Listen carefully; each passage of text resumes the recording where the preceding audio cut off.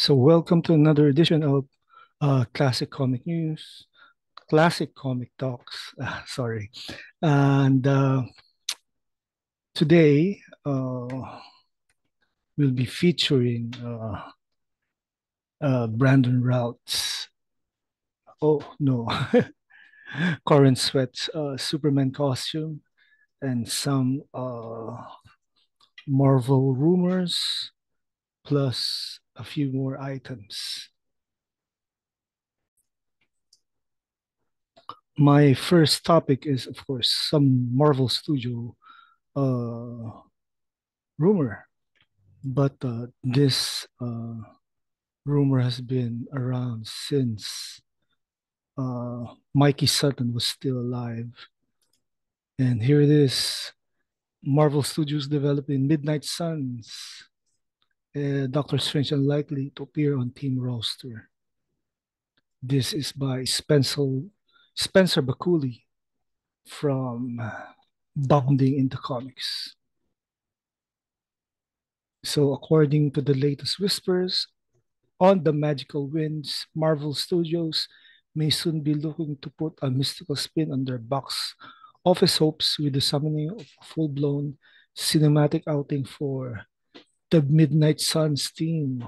Nice. If you remember, this is Ghost Rider, Blade, who else? Doctor Strange. News of the MCU creepy, crawly plans were raised to the public on February 13 when a noted scooper, the hell, my time to scoop. Uh, this guy or girl, probably Grace Randolph, is scooping previously previous scoops by Mikey Sutton and Sil Abdul. So there it is, the Midnight Suns, Moon Knight, Punisher, Doctor Strange, Blade, and two more. Ghost Rider. And who's the other? This, of course, is a scoop also by Daniel RPK on Twitter.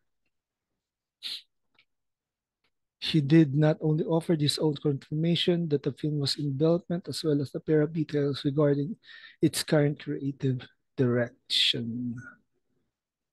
Well, actually, we knew this the Midnight Suns since last year, so this is nothing new.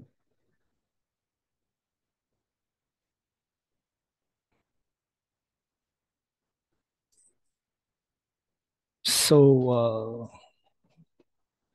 the Midnight Suns are the Ghost Riders, Johnny Blaze and Danny Ketch, Morbius, Blade, Sam Buchanan, Frank Drake, Louis Hastings, Hannibal King, and Victoria Montesi. This is from the comics, and they are assembled by Doctor Strange to send in defense of Earth against the evil forces of the demon Lilith. Yeah, this is so cool.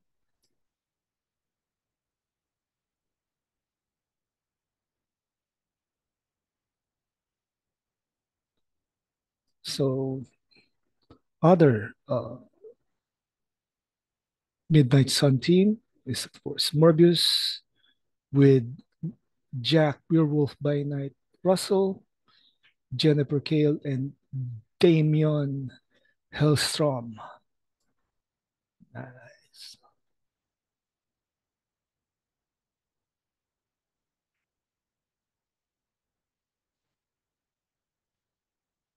So, a lot of team changes.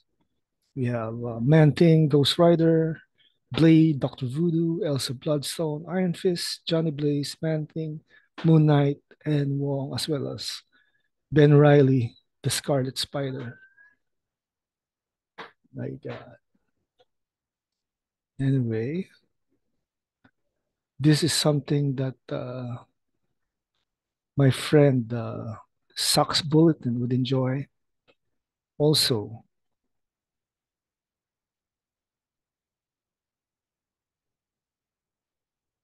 So whatever happens to this movie in development, we wait with yeah, we wait until this comes into fruition. And of course, Mikey verse forever. So this is an extra news item from Bounding in the Comics by J.B. Augustine. And this is Lisa Frankenstein's review, bringing out a dead horse to beat under a neon moon.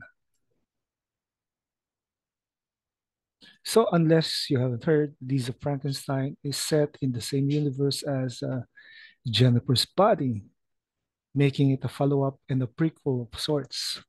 The writer Diablo Cody randomly threw that one out at the premiere based on excitement or desperation. But there it is.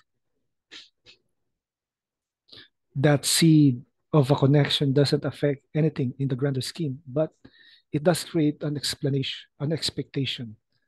Lisa Frankenstein now lives or dies as a true piece of Cody's cinema, not just of its broader genre. But how does it carry that burden? You're probably wondering. So the plot is boilerplate for the virgin undead romantic comedy subgenre, assuming that the really a full-fledged thing. Catherine Newton of course, Ant-Man, Quantumania, and Detective Pikachu fame is Lisa, the spooky goth girl obsessed with death, who would rather be 6 feet under than deal with the cookie cutter normies in her family and at school. This leads her to make a wish that is granted when a bolt of lightning strikes the grave of a cultured but lovelorn youth, played by Cole Sprouse, who died before his time in the 1830s. His name, Frankenstein. Okay. Frankenstein, and like his literary namesake, monster, he came back to life as a lumbering, groaning corpse that needs new parts.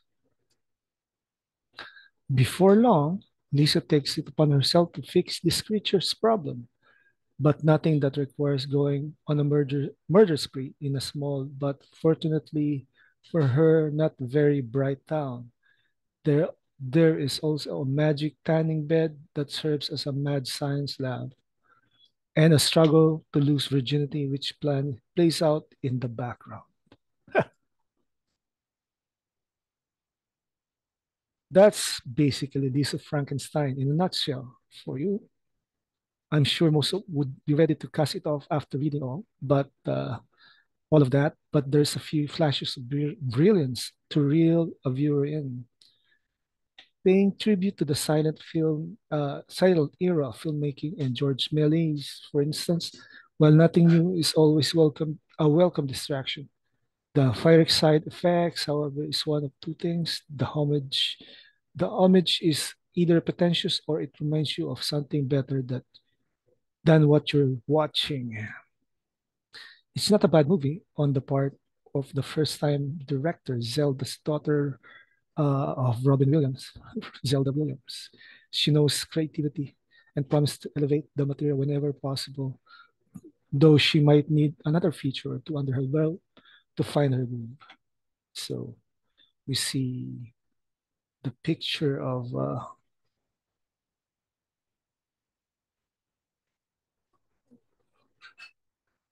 Liza Soberano, Pinay actress, driving. Nice. Still dying to the above yang, I allude to Diablo Cody's footprints on proceedings. Oh, the script needs elevating, comes with flaws. I can definitely see the story fitting in the same world as Jennifer's Body with a morbid sense of humor and the grandiloquent brand of dialogue uncharacteristics of high schoolers. However, it falls in ways that matter in other films like it always do. At the top of the list is they expect you to root for Lisa as she grows bitchier and gleefully starts murdering people to mend her boyfriend, Zombie, whom she treats like a dirt he crawled out at the various points. Damn. Yet, he stands by her to the end, past the Nuki, the Haraguin, and the dismemberments. Isn't that sweet? Well, anyway, I have to disappoint the sorrowfully star-crossed lovers out there. Lisa Frankenstein runs out of steam long before getting to its resolution and probably won't hold your attention outside the experimental interludes. It seems destined to become a cult classic, but why Universal Comcast would raise their horror IPs on the glory force like Renfield and Poor Things is beyond me when they hit home run. When they hit a home run with the Invisible Man, well, you know, you can't win them all. So I'll be watching Lisa Frankenstein only because of Filipina actress Liza Soberano as Lisa's sister. Yeah. So our next comic report is from Games Radar Newsarama.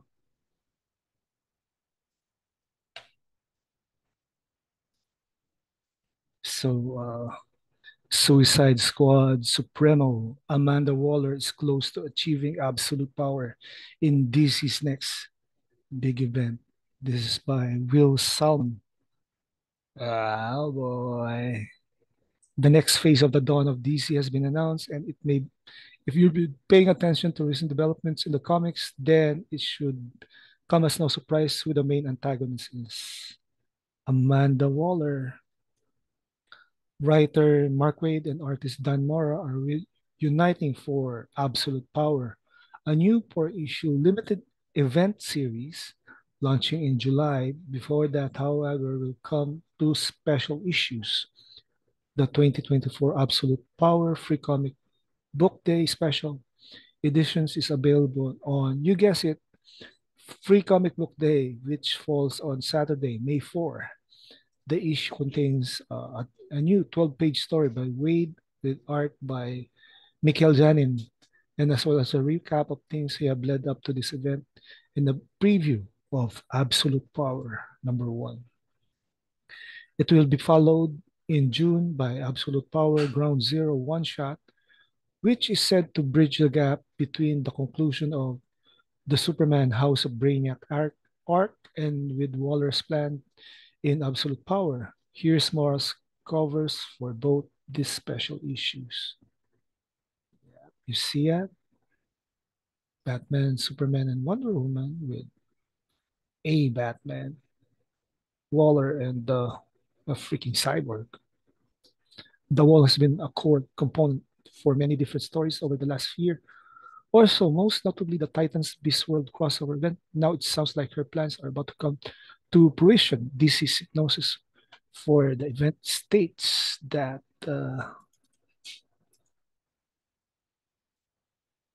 throughout the dawn of DC, Amanda Waller's combination of pure ruthlessness and dangerous alliances has placed her on the precipice of fulfilling her pledge, the elimination of all metahuman abilities planet-wide. This summer, her plans to take a major step towards forward with absolute power. DC's big summer blockbusters. Here's some work in progress pages from Absolute Power. Yep, this is the black and white covers. Well, in other DC news, the publisher has also announced the release of dates for the first wave of new Elseworlds titles. A new title will publish monthly from June, starting with Gotham by Gaslight, The Kryptonian Age #1, followed by Dark Knights of Steel, All Winter #1 in July, DC versus Vampires World War V, number one in August. Batman the Barbarian, number one in September. Green Lantern Dark, number one in October. And Batman Nightfire, number one in November. Okay. So this was written by Will Salms. And I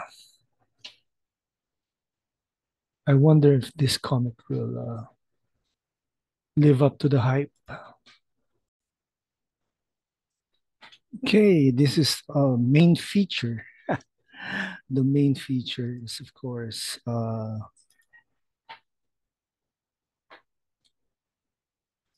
is the Superman Legacy costume, and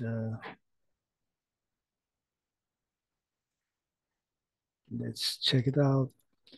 This is a tweet from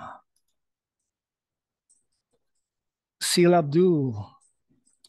Uh, it's literally Brandon Routh's costume. Well, my God, where's the originality? So David Cornsweet will wear Brandon Routh uh, costume during the Crisis on Infinite Earths crossover in the CW's Arrowverse. Ah, man, this this sucks. There it is, the suit reveal with the red trunks. Oh my God, the hell! Oh boy! Oh boy! Oh boy! Oh boy! Oh boy! Oh boy! James Gunn really has some shitty. Oh, so my take is that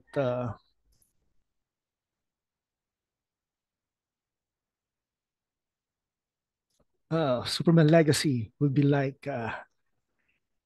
the characterizations of David Cornsweet's Superman will be like Deku from My Hero Academia, the anime, because that's the nearest characterization that My Adventures with Superman has.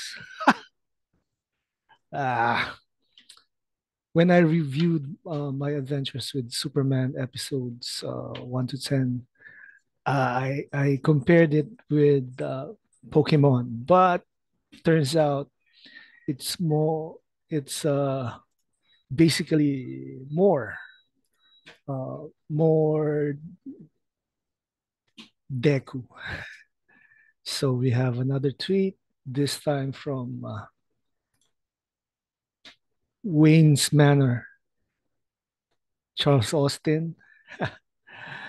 The comparison between Henry Cavill's Superman's costume and the costume which you can buy cheaply. When did we go from here to this one? Damn. Whoa. This is why we hashtag sells SJL to Netflix and sell Snyderverse to Netflix. Man, they suck. Man,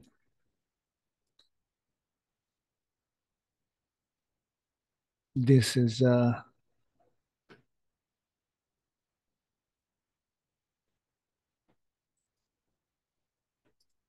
so this is another tweet that I'll be sharing. Uh-huh. This is from a tweet by Victoria Lanterns Jordan. And we finally see the suit for Superman Legacy, and it's just like this. Oh, shoot. I mean, James Gunn must have stolen, borrowed so many plot from My Adventures of Superman that we have the multiverse versions. We have Big Galoot, Superman, and of course, Lois Lane will be the star of the show, of the film, of the movie. Yeah, yikes, right? Yikes is right. I hate this.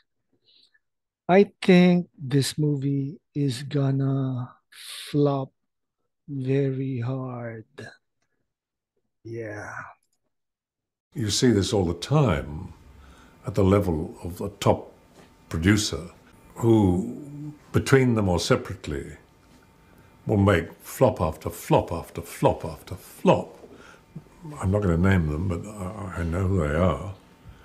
And they're not all American either. And they still get paid huge sums of money for being in films that nobody wants to see. And producers make pictures out of which they take enormous sums of money. And the films, again, are not films people want to see. They're always going to blame somebody else. Always. Not their fault. No, no, no, you were the one who said, or whatever.